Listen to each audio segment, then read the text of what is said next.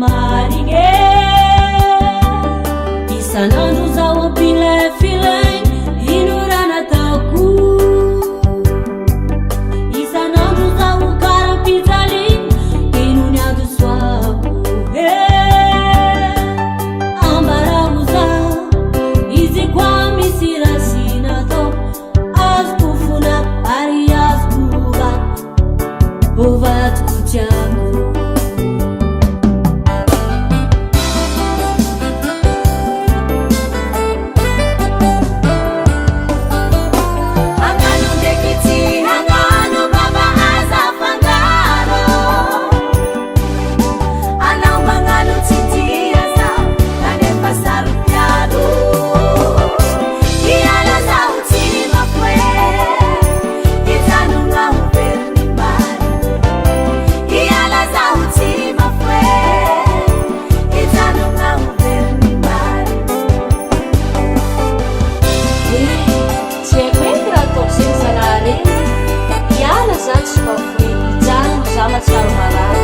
kanefa olo ty fa ko masy magnajioma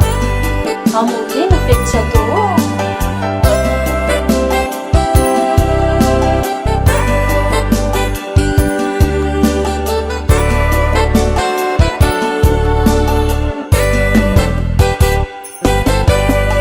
ambaraho zao izy koa misy rasina atao azoko fona ary azoko vatoko tiako fa izy koa